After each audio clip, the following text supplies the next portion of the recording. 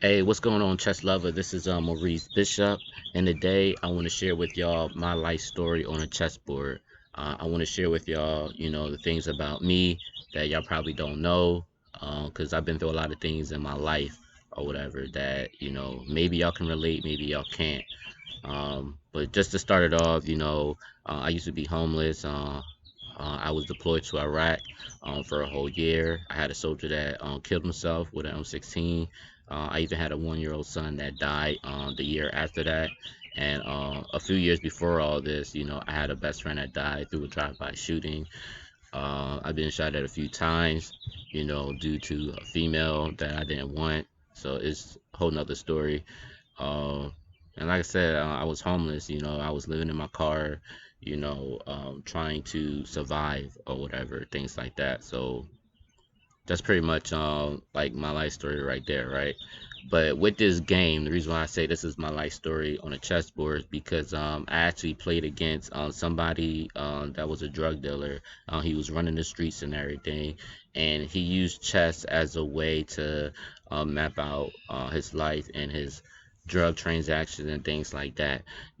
That's pretty much what he did, and he was actually a pretty strong player. And at the time, I was already a three-time Greater Philadelphia High School chess champion, and I was already 5-0 at the National Chess Congress back in Philadelphia, PA, at the Adams Mark Hotel. So and he saw my trophies and everything, things like that, and he had, I call him the boss. I'm not gonna say his name, but he bragged about me, how I was a young cat, 14, very sharp, very smart, intelligent, you know, he got his life on a right path and everything. So he bragged about me. He wanted to play me because this guy also played chess very well as well, So, but this is how it goes though. So I played as white, he played as black. I played e4, he played c5. I go knight f3, d6. Which is this is a Sicilian defense.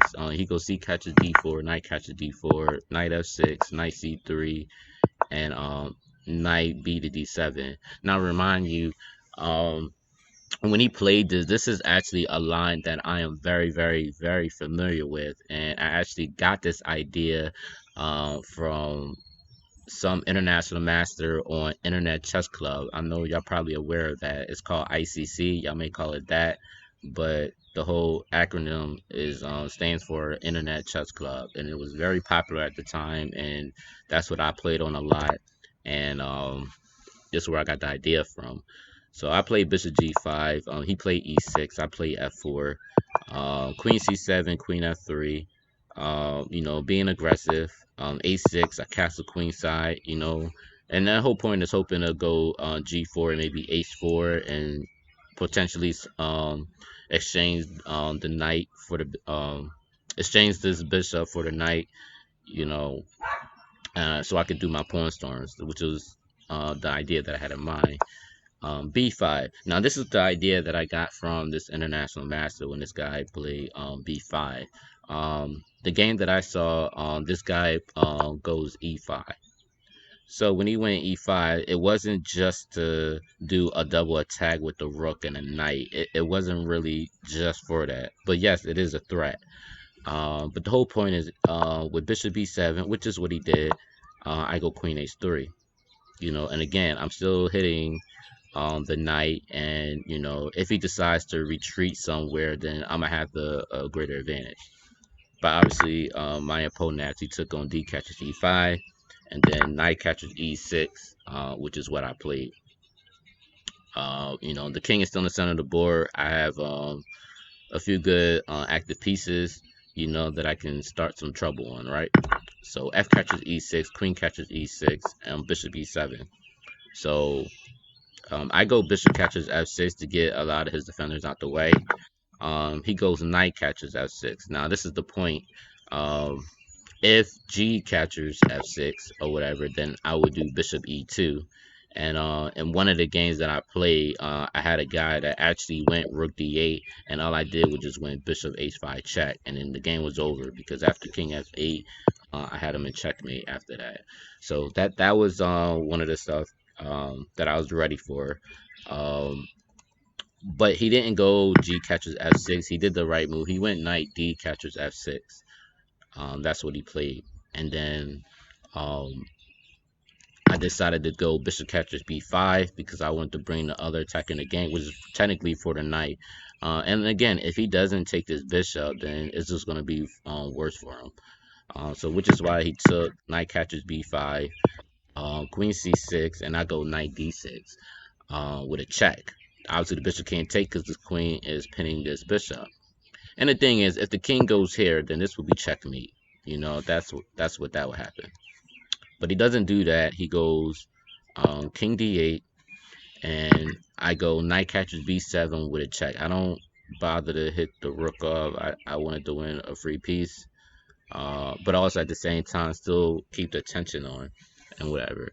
And as I'm playing this, and I didn't even tell y'all, I didn't tell y'all that before we started playing, he actually told me that if I beat him, he would give me $20 and everything. And that's what he told me. He said he'll give me $20 if I beat him and everything.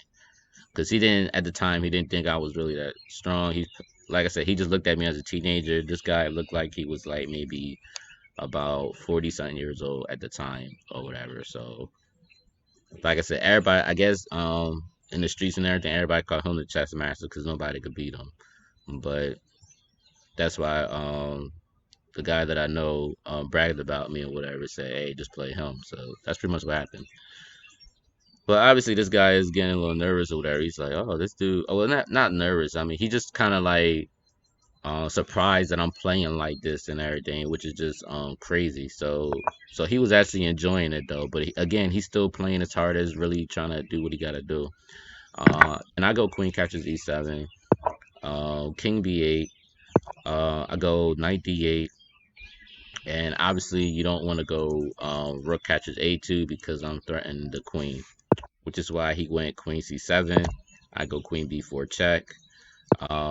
He goes on king c8, and I go knight e6.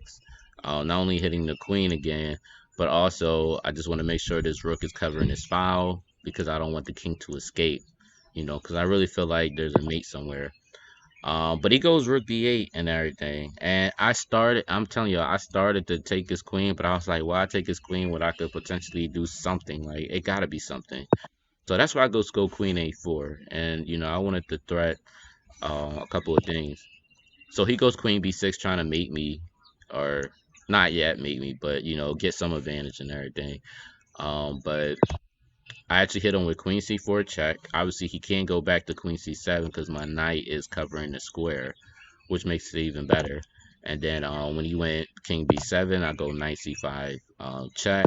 And then he actually did a blunder. He messed up. He goes king a7, and then I hit him with queen a4 check, queen a6, and then obviously queen captures a6 checkmate.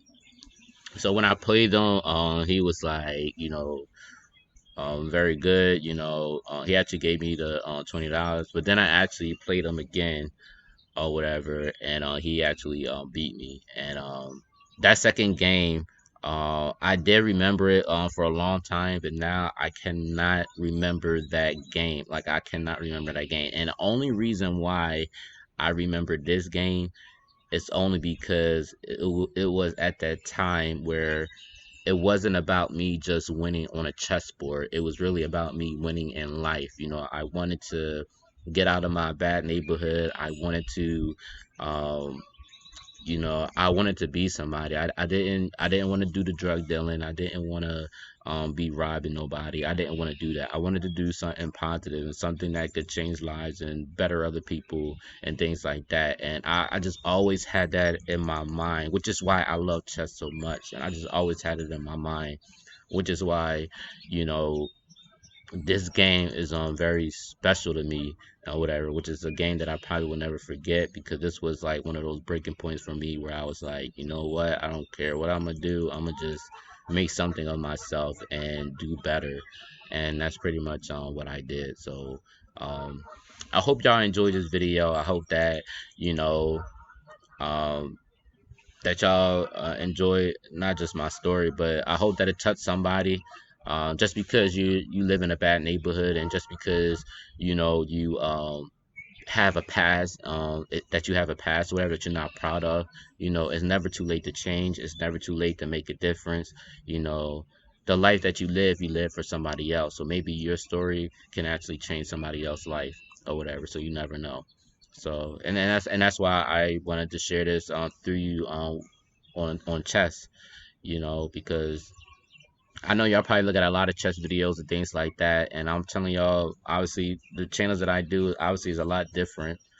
And y'all probably never had nobody actually tell y'all their story through a chessboard or through online chess. But I wanted to share that with y'all because I really have a passion for this game, and I really want to get better, and I want everybody else to get better. And that's why I always tell y'all, if y'all have analysis of something that I did wrong or something that I missed or whatever, definitely hit me up, man. I'm not prideful. I'm all about getting better, and I also want y'all to get better, and we can get better together or whatever, and things like that. So again, y'all, I really appreciate y'all subscribing to my channel. I really appreciate the comments and the likes that I'm getting. I so really really appreciate it, y'all. But this is y'all seeing this video for the first time. Definitely subscribe to my channel.